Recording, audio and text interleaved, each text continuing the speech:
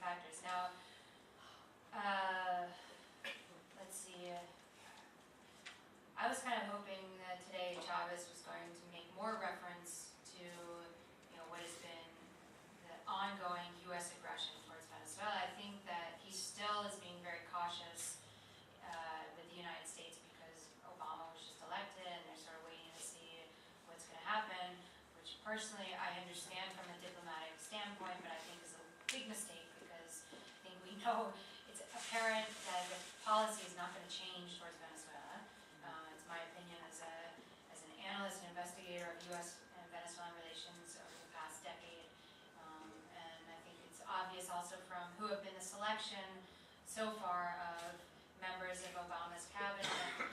It's no surprise, some people are surprised. I don't see why it's a surprise. He always talked during his campaign of bringing back the positive face of U.S. imperialism and recuperating the United States position as the dominant force in the world.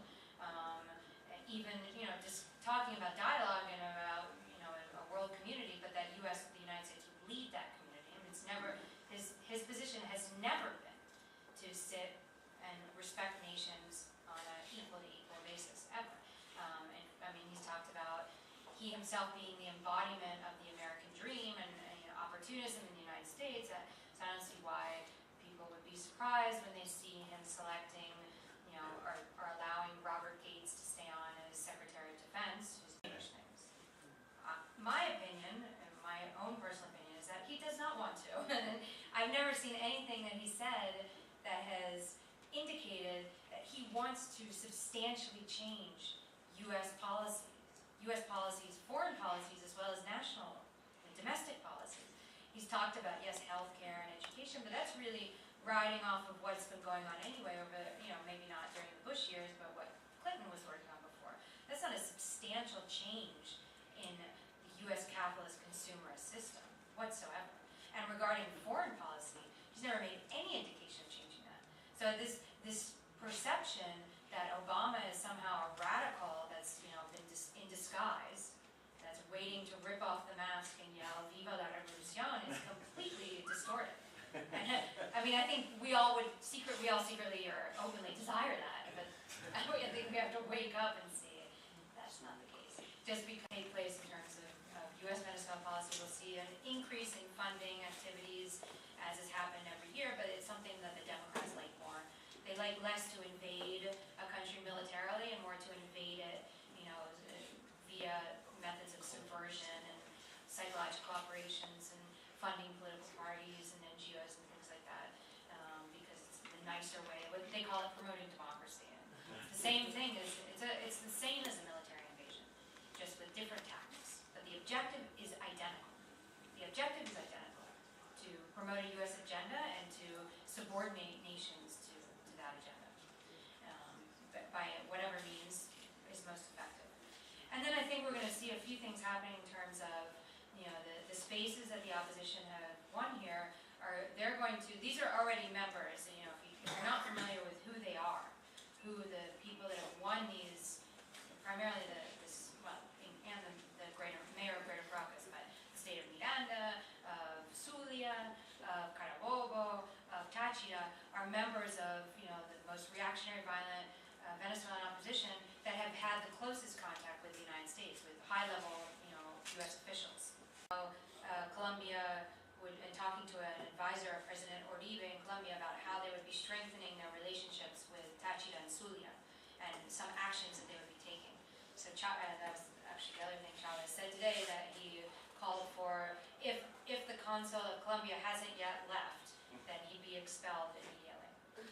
And this is going to have a reaction in terms of relations between Colombia and Venezuela, which are already quite cold, which probably will be frozen again, as they were earlier this same year. And they haven't really melted too much, but Chavez has seen Uribe since the conflict that took place at the beginning of this year with the invasion of Ecuador and the bombing of Ecuador. But I think that things are going to get worse, and things are going to get worse. The U.S. has a large presence in Colombia, and a situation, while we have won more space throughout the country, and while there's absolutely no question, nobody questions it, not even the opposition, that Chavismo is the clear majority, or a strong majority extreme right, their small advances are going to have a large effect over the next few months in this country, if not the next year.